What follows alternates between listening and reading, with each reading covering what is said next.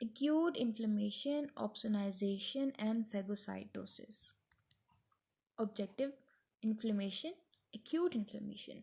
Further, the topic will be discussed in acute inflammation will be stimuli, cellular events, outcome of inflammation, morphological pattern of the inflammation, opsonization, and phagocytosis.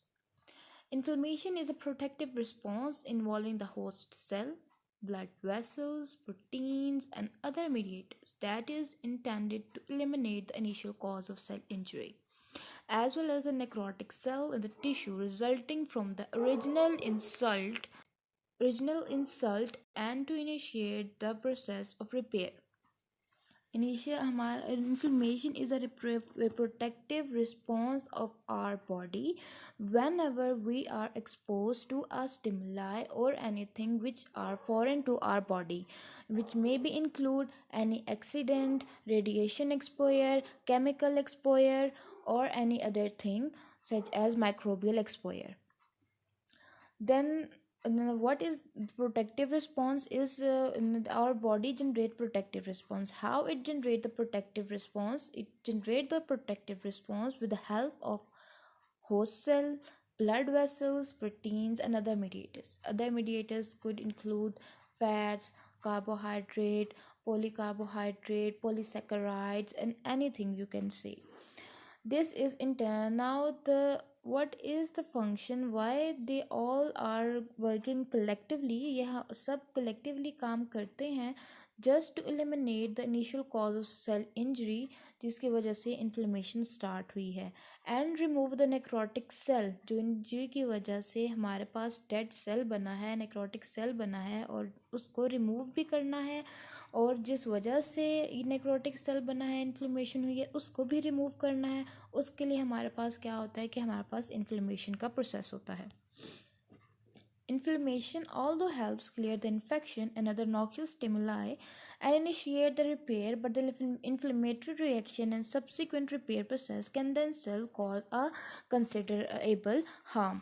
हमारी body को inflammation का जब भी process होगा तो हमारे पास इसका हमारा फ़ायदा भी होगा और इसका हमें नुकसान भी होगा, क्योंकि मे बी सम टाइम हमारे पास इन्फ्लेमेटरी रिस्पॉन्स बहुत स्ट्रॉन्ग आ जाता है, जिसकी वजह से हम बहुत स्ट्रॉन्ग आ जाता है. और रीज़न क्या हो सकती है कि आपकी जो इन्फेक्शन है वो बहुत स्वेयर है, या उसका पीरियड है, जो पीरियड ऑफ इन्फेक्शन है वो बहुत प्रोलॉन्ग्ड है, आपकी बहुत प्रोलॉन्ग टाइम तक इन्फ्लेमेशन हुई है.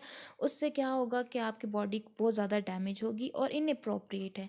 यानी कि आपने जैसे कि आपके पास ऑटो इम्यून डिजीज़ आ जाती हैं उसमें, या फिर आपके पास एलर्जीज जैसे आ जाती हैं. दीज आर द इन्फ्लेमेशन, इनमें भी इन सब में हमारे पास इन्फ्लेमेटरी रिस्पॉन्स एक्टिव होता है. लेकिन क्योंकि ये बहुत प्रोलॉन्ग्ड होता है, उसकी वजह से हमारी बॉडी का डैमेज तो ज़्यादा होता है. Inflammation reaction goal is to bring the cell and molecule of host defense. Inflammation का गोल क्या होता है? उसका ये होता है कि the molecule bring the cells में हमारे पास क्या क्या आ जाएगा. cells में हमारे पास मेनली जो हमारे पास डिफेंसिव सेल्स कौन से होते हैं, हमारे पास VBCs होते हैं. तो bring the cells and the molecule of the host defense including leukocyte, plasma protein, complement, these all are included in the defense system. इन सबको bring to the site of injury which normally circulate in blood and the site of infection. Now inflammation can be two types, acute or maybe chronic.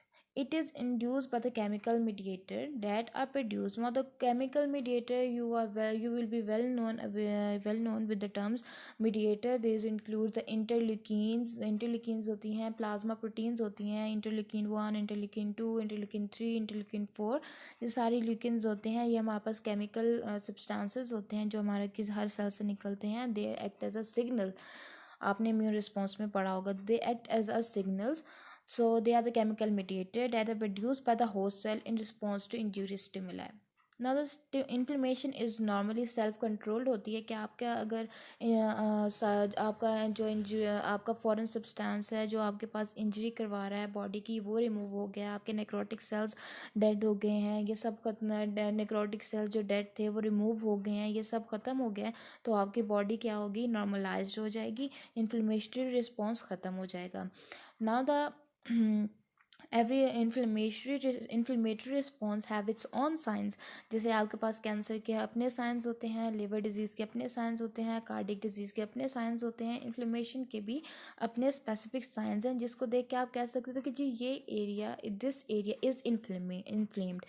Now these signs are called cardiac signs.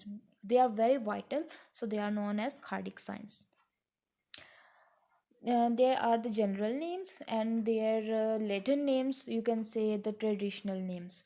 तो हमारे पास there are 5: heat, dolor mean pain, redness.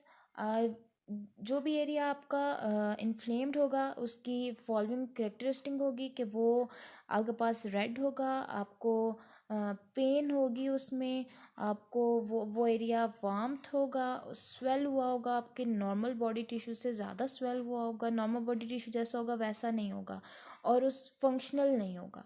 आपने जितने भी अपने आप एब्सेसेस देखते हैं या कोई भी इन्फ्लेम्ड एरिया होता है, जब आपको कट वगैरह लग जाता है तो वो उसमें आप जो कॉमन फीचर्स हैं ये सारे आप देखते थे कि वो रेड भी होता है उसकी सराउंडिंग, जहाँ भी आपको जो है कट वगैरह लगा होता है सराउंडिंग रेड भी होती है, आपको पेन भी हो रही होती है, और वो स्वेल भी हुआ होता है, और वो आपके पास फंक्शनल नहीं होता।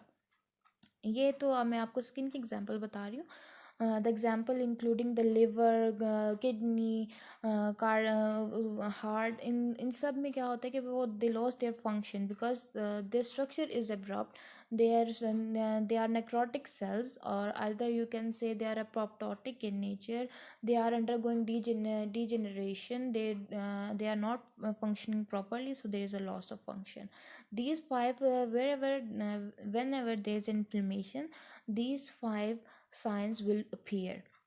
Now one of the most important thing, or you can say in for your knowledge, is that there will be a itis at the end of the word. It means inflammation, such as phlebitis is the inflammation of vein, lymphangitis in the inflammation of lymphatics.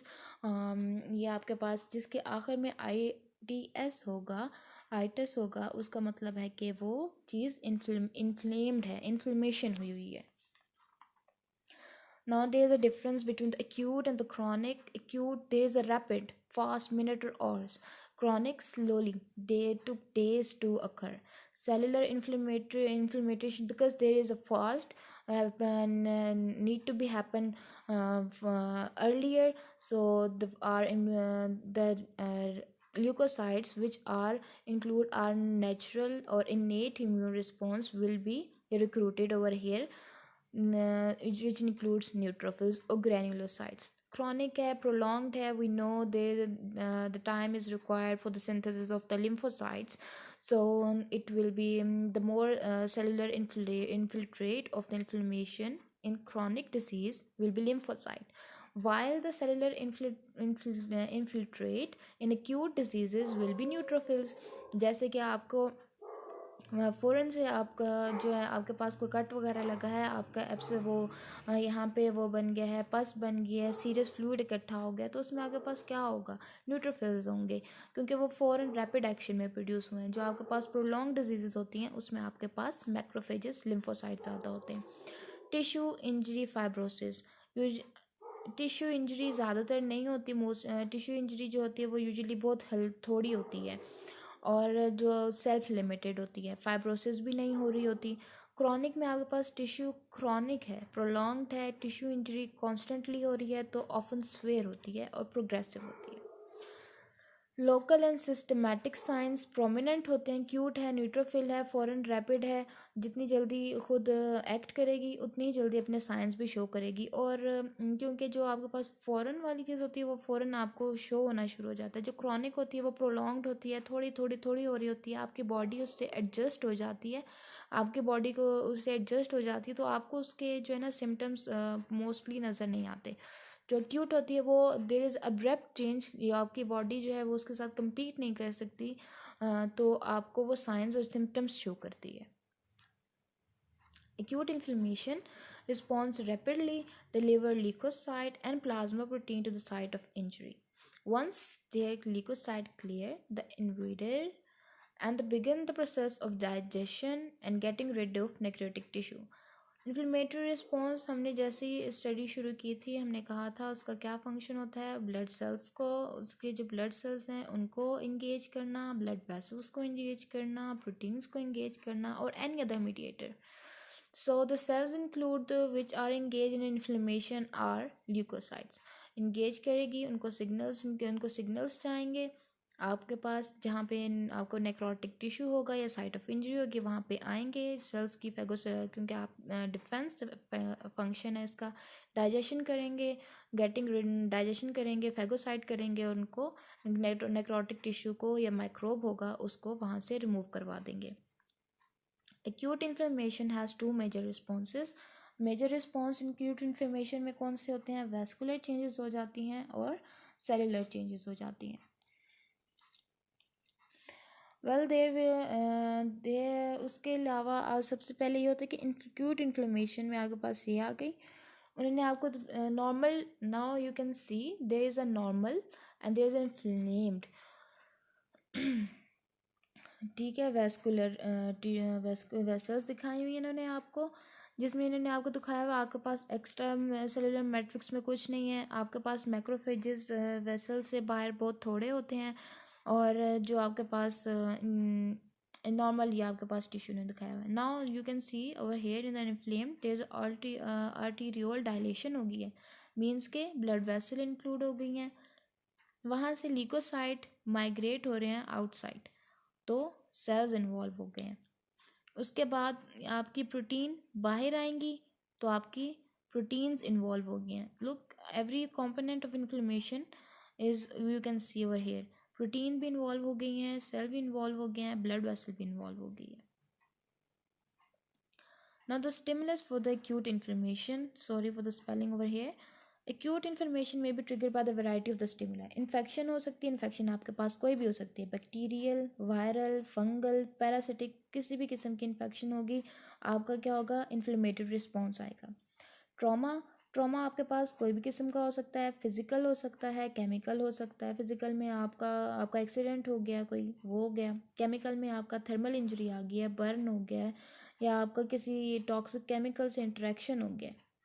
Tissue necrosis, जिसमें आपका ischemia, you should be well aware with the term ischemia. Ischemia is the hypoxia, hypoxic tissue. जब भी hypoxia होता है, tissue को hypoxia होता है तो तब इस्कीमिया होता है.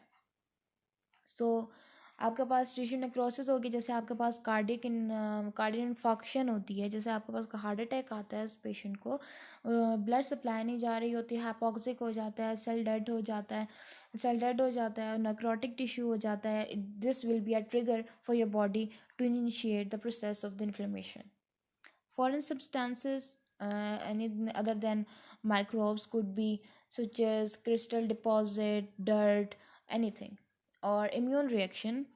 These are very important. These are called hypersensitivity reaction because they are against environmental substances, okay, such as dirt, pollen, or anything which are very to which our body is not normally जिसके जो immune reaction, जो hyper sensitivity reactions होते हैं उसमें क्या होता है कि हमारे पास जो उसमें स्टिमुलस होते हैं वो नेचुरल सब्सटेंसेस होते हैं जिसको नॉर्मली हमारी बॉडी रिस्पॉन्ड नहीं करती. इम्यून रिस्पॉन्सेज जो उस इम्यून रिस्पॉन्स नहीं होता, लेकिन but in some patients there will be a response, immune reaction होगा, हाइपर सेंसिटिविटी, तो वो भी आपकी बॉडी को क्या करेगा, एक्यूट इन्फ्लेमेशन की तरफ ले जाएगा, प्रोसीड करेगा. Now, main events which are included in the inflammation is the recognition of the microbes, necrotic cell, and foreign substances. I'm saying I said for the hundred of times कि जी recognition होगी, stimulus होगा तो inflammation होगी. Now, how these stimulus or the microbes or necrotic cells can initiate our body to react? So there are receptors. Now there are the pattern recognition receptor present on phagocytic cell, dendritic cell, epithelial cell, or many other cells. These receptors sense or recognize presence of infectious pathogen. कैसे कि हमारे sales पे वो receptors होते हैं, वो recognise करते हैं हमारे पास माइक्रोब्स को, नेक्रोटिक सेल्स को, या कोई भी फॉरेन सब्सटेंस होता है उनको. तो इस through their interaction they initiate the process of inflammation. Now there are two families: toll-like receptors. These are the microbial sensor located in the plasma membrane and endosome, complemented by the cytoplasmic and membrane molecule. Recognition of the microbe by these receptors activate transcription factor that stimulate the production of secreted and membrane protein. These proteins include mediators of inflammation, antiviral cytokines, and proteins. So they are present on the cell membrane. Then comes the inflammasomes. They are multi-protein cytoplasmic complex, and they recognize dead cell products such as uric acid and trigger cause the activation of enzyme called caspase 1, which further cleaves the precursor of the inflammatory cytokine interleukin 1 beta. Interleukin 1 is an important mediator of leukocyte recruitment in the acute inflammatory response. So these receptors are very important for the recognition of the microbes. If they are not present or there is a mutation, there will be no binding or recognition of these things, and there will be no immune response, or you can say there will be a no inflammatory response whenever we are exposed to something such as bacteria, microorganisms, or the extracellular substances such as crystal uric acid. So there will be no inflammatory response as a result. So they are very important. But the first step in inflammation is uh, presence of receptor. Receptor functional होंगे, mutation functional होंगे तो सब ठीक होगा. अगर में mutation है तो आपकी बॉडी में now I am talking about receptors. Normal function, इनका नॉर्मल फंक्शन है फॉरेन बॉडीज़ को डिटेक्ट करना. You are studying pathology. Now what the relation it will have. अगर आप फर्स्ट पैथोलॉजी यू कैन से कि हमारे पास अगर हमारे पास माइक्रोब है, हमारी बॉडी इन्फ्लेमेटरी रिस्पॉन्स नहीं दे रही, उसकी एक रीज़न क्या हो सकती है कि आपका रिसेप्टर ही म्यूटेटेड है, आपका रिसेप्टर ही रिकग्नाइज नहीं कर रहा आपके ऑर्गेनिज्म को. So this could be a pathology.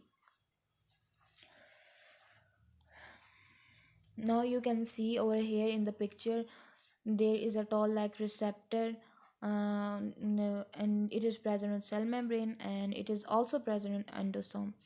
Now there is a pathogenic bacteria extracellular ATP है. इसको कौन, इन्फ्लेमासोम्स जो आपके पास सेल में होता है वो जो है डिटेक्ट करेगा, उसके साथ बाइंडिंग करेगा. कैस्पेज 1 को इनएक्टिव को एक्टिव में किया है, और फिर आपके पास जो आपका इनएक्टिव इंटरल्यूकिन था बीटा, उसको एक्टिव किया और एक्यूट इन्फ्लेमेटरी रिस्पॉन्स किया.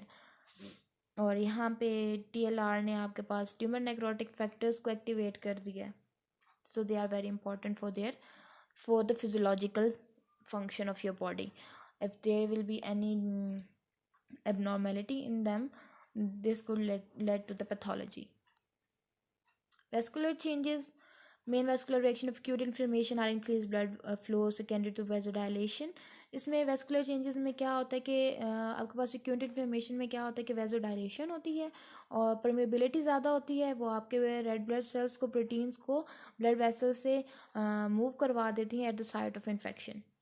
नाउ आपके पास जब भी आपके पास इंजरी होगी, अब उसके बाद इंजरी हुई है, आपके रिसेप्टर की बाइंडिंग हो गई है, आपके पास इंटरल्यूकिन्स रिलीज़ हो गए हैं, लेकिन अब वो कितना एक्ट करेंगे ये डिपेंड करता है नेचर और सिवियरिटी ऑफ द स्टिमुलस पे.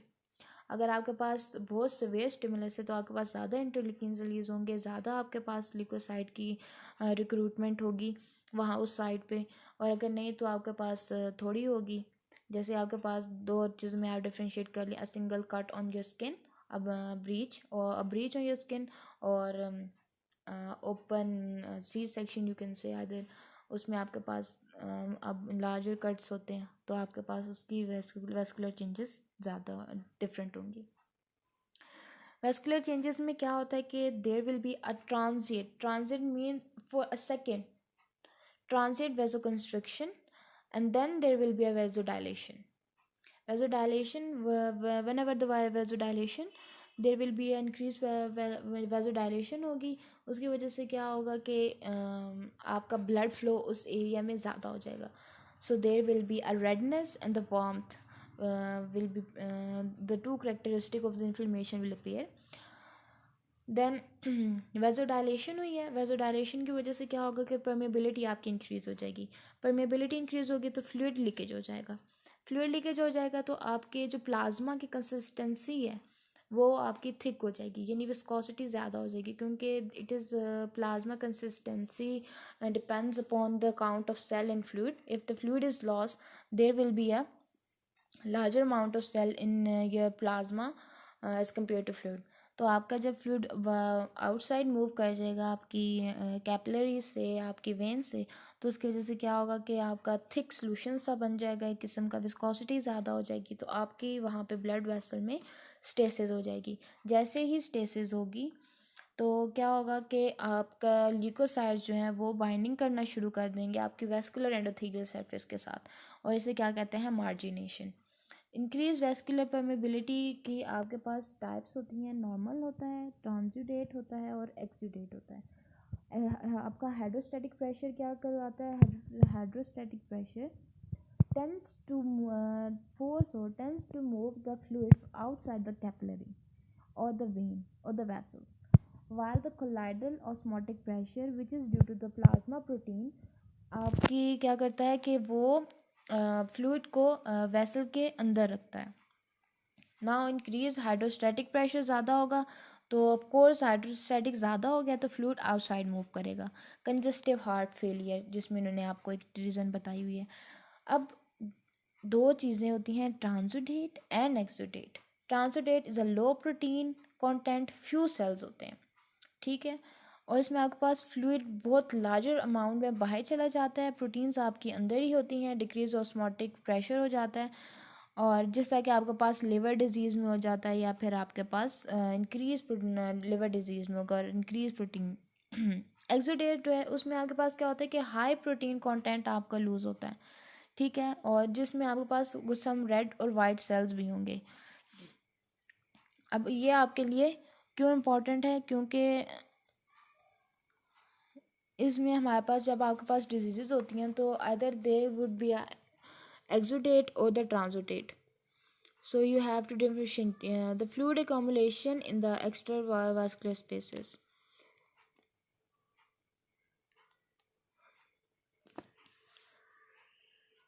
अच्छा जी, उसके बाद आपका इन्होंने ल्यूकोसाइट रिक्रूटमेंट है. ओवरव्यू ले लेते हैं हम इसका. सबसे पहले क्या होता है, हमने क्या किया कि सबसे पहले इन्फेक्शन हुई.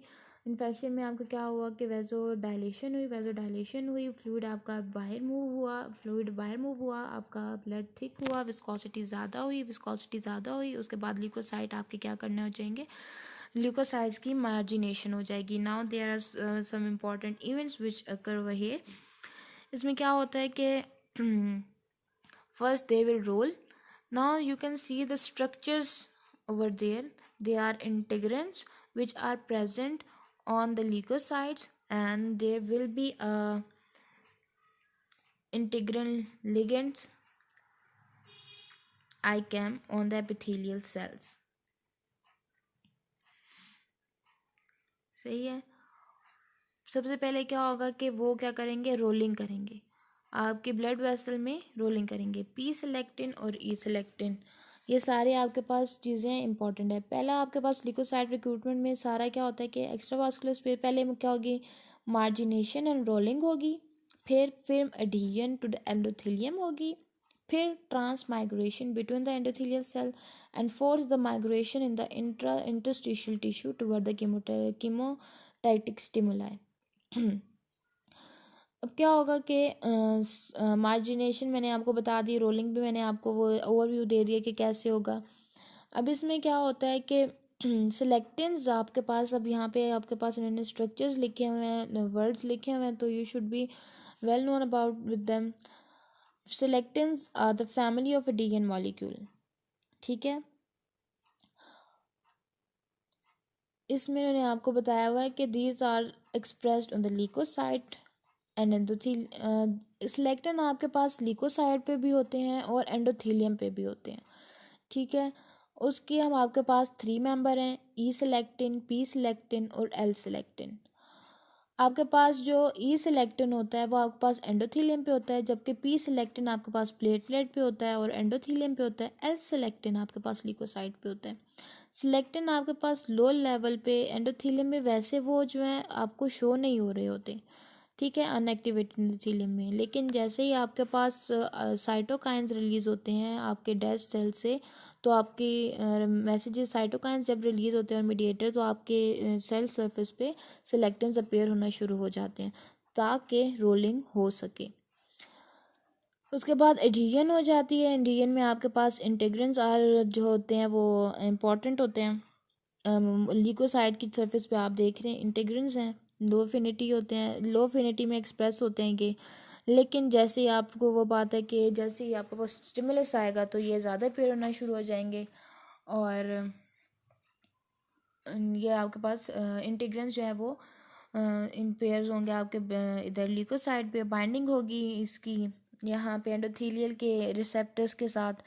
फिर स्टेबल एडिशन हो गई। उसके बाद आपकी माइग्रेशन टू एंडोथीलियम कैसे होती है, डायापिटीसिस प्रोसेस के थ्रू होती है। उसमें क्या होता है कि ब्लड वेसल्स के दरमियान क्योंकि परमेबिलिटी ज़्यादा हुई है तो गैप आ जाता है। गैप से क्या होता है कि आपका जो सेल होता है वो स्क्वीज़ होके बाहर आ जाता है। स्क्वीज़ होके बाहर आता है, कीमोकाइंस जो होते हैं उसके तरफ वो मूव करता है और आपके पास जहाँ रिक्वायर्ड होता है वहाँ पे पहुँच जाता है। So leukocyte recruitment is a very important topic in in this chapter. You have to learn it properly and understand it properly. Leukocyte recruitment, site of inflammation, recruit from the blood into extravascular tissue. Leukocyte recruit in a multiple process, जिसमें आपके पास लिखा हुआ है कि जी rolling होगी mediated by selectin, attachment होगी mediated by integrin। फिर virus cytokines हैं उस वो क्या करेंगे, कीमोकाइंस के तौर पे एक्ट करेंगे और कीमोटैक्टिक मूवमेंट होगी ल्यूकोसाइट की towards the infection area. Neutrophil आपके पास इन्फ्लेमेटरी रिस्पॉन्स में ज़्यादा होते हैं। लेटर पहले क्योंकि आपके पास जब आपका फ़ौरन रिस्पॉन्स आता है तो उसमें आपके पास इनेट इम्यूनिटी इन्वॉल्व होती है और इनेट इम्यूनिटी में आपके पास न्यूट्रोफिल्स होते हैं। मैक्रोफेजेस आपके उसके बाद आते हैं और लिम्फोसाइट्स। ल्यूकोसाइट एक्टिवेशन हो गई। ल्यूकोसाइट एक्टिवेशन मैंने आपको बता दिया, फेगोसाइटोसिस और ल्यूकोसाइट एक्टिव हो गए हैं। अब ल्यूकोसाइट रिक्रूट हो गए हैं उसके बाद एक्टिव हो गए। एक्टिव हो गए तो एक्टिव हो गए उसका क्या फ़ायदा होगा कि फेगोसाइटोसिस होगी, वो आपके माइक्रो ऑर्गेनिज्म जो भी होगा उससे इनगल्फ करेगा, फर्दर प्रोसेसिंग करेगा, उसके बाद डिफरेंट सब्सटेंसेस रिलीज़ करेगा उसको उसमें अपने अंदर से, यानी जो आपके पास वीबीसीज होते हैं वो डिफरेंट इंटरलिकीन्स आपके पास ये डिफरेंट सब्सटेंसेस रिलीज़ करेंगे जो आपके पास माइक्रोब्स को किल करेंगे। या फिर production of mediator for the enhance function of the leukocyte, या और ल्यूकोसाइड्स को एक्टिवेट करना है या डिप्राइव करना है, इन्फ्लेमेटरी रिस्पॉन्स इन्हांस करना है या ख़त्म करना है, उसके लिए आपके पास मीडिएटर्स होते हैं। Now you can see this is the generalized picture of the leukocyte infection. Then comes the phagocytosis. Now there is a phagocytosis, क्या हुआ, बैक्टीरिया आया रिसेप्टर के साथ अटैच हुआ, उसके बाद पाउच बना सेल मेम्ब्रेन का, इन्वेजिनेशन हुई, इन्वेजिनेट हुआ, लाइसोसोम के साथ फ्यूज़ हुआ। उसके साथ आपने पढ़ा हुआ है कि आपके पास केमिकल सब्सटेंसेस बनते हैं, जैसे आपके पास हाइड्रोजन परऑक्साइड बन गया, सुपर ऑक्साइड हो गया, उसके बाद आपके पास ये सारे जितने सब्सटेंसेस होते हैं उसके साथ बैक्टीरियल की डीजनरेशन कर देंगे। तो इस तरह इन्फ्लेमेटरी रिस्पॉन्स होता है आपका phagocytosis. Opsonization. Opsonin is a molecule that enhances the phagocytosis by marking an antigen for immune response or making the dead cell for recycling. ठीक है।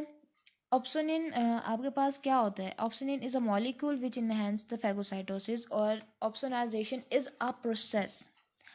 अब कुछ आपके जो माइक्रो ऑर्गेनिज्म होते हैं वो क्या करते हैं कि आपके फेगोसाइटोसिस को जो है वो इनहिबिट कर रहे होते हैं और जो है वो इजीली फेगोसाइट नहीं होते, जिसमें आपके पास वॉल्ड बैक्टीरियाज आ जाते हैं और वर्ल्ड वायरसेस आ जाते हैं कि आपके फैगोसाइटोसिस इनकी फैगोसाइटोसिस मुश्किल होती है, तो उसके लिए आपके पास जो ऑप्शन होता है वो होता है उसका ऑप्सोनाइजेशन का। ऑप्सोनाइजेशन में मैंने आपको बताया है कि आपके पास एंटीबॉडी ऑप्सोनाइजेशन में होती हैं।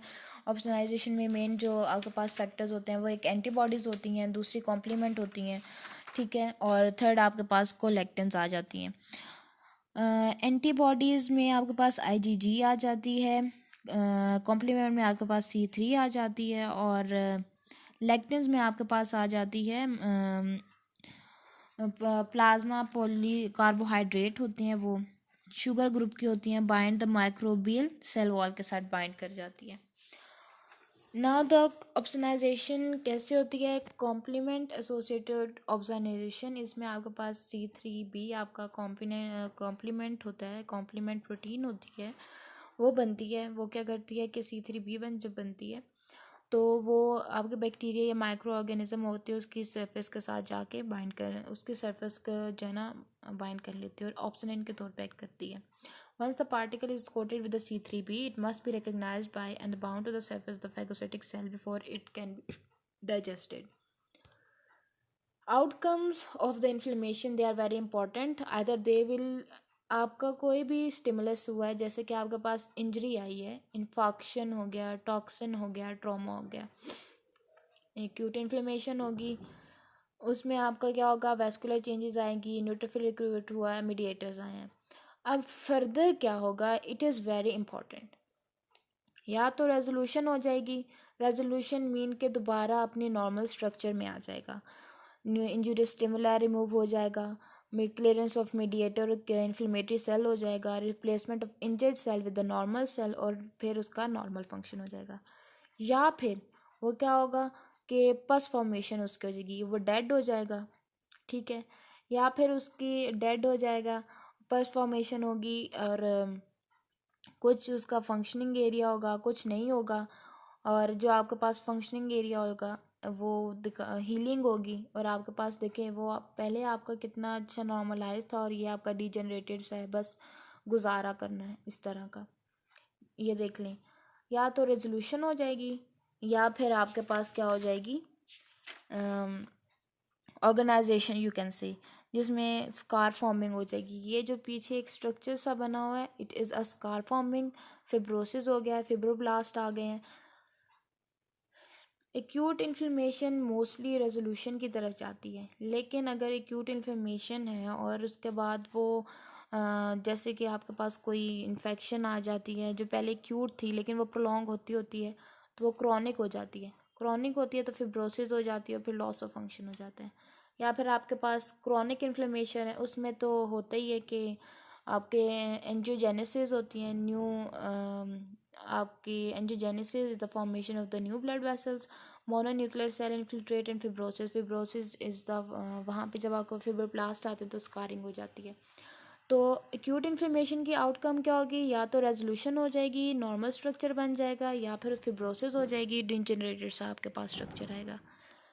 Morphological pattern of the acute inflammation, उसमें सीरियस इन्फ्लेमेशन आ जाती है जो करेक्टराइज्ड होती है उसमें हम आपके पास आपने हमें देखा होगा जब भी आपके पास बॉयल्स बनते हैं या आपका हाथ जल जाता है तो आपके पास एक थिन लेयर सी होती है और नीचे उसमें क्या होता है, उसमें वाटरी कंपोनेंट होते हैं, प्रोटीन फ्लूइड होता है। प्रोटीन पुअर फ्लूइड, अब आपने पीछे पढ़ा था कि कौन सा होगा, ट्रांसोडेट होगा कि एक्सोडेट होगा, it will be a transudate, okay. Protein poor fluid जो होता है ना वो इतना आपके लिए, ट्रांसोडेट जो होता है वो मोस्टली आपकी छोटी मोटी बर्न्स इन्फेक्शंस मटेरियल जो होते हैं ना इनमें आ जाता है। एक्सोडेट आपके पास आता है जैसे कि आपके पास सिरोसिस हो गया, लिवर सिरोसिस, जिसमें आपकी प्रोटीन्स भी बाहर आ जाती हैं। तो it is very transudate, either it is a exudate और ट्रांसोडेट, इस दोनों को डिफ्रेंशिएट करना इंपॉर्टेंट है ताकि आप उसकी फर्दर पैथोलॉजी जान सकें, ठीक है। अब इन्होंने आपको पास बताया हुआ है कि यानी कि या तो वो watery poor protein poor fluid होगा, साइड ऑफ इंजरी या तो फिर उसकी प्लाज्मा से होगा या फिर आपका मेसोथेलियल सेल से। फियन फिर उसको आप मोस्टली फियन कहते हो। फिब्रेनस इन्फ्लेमेशन में क्या होता है कि स्वेयर इंजरी के रिजल्ट पे होता है कैपिलरी वास्कुलर परमेबिलिटी ज़्यादा होती है, उसकी वजह से आपके जो फिब्रोब्लास्ट होते हैं वो आपके सच एस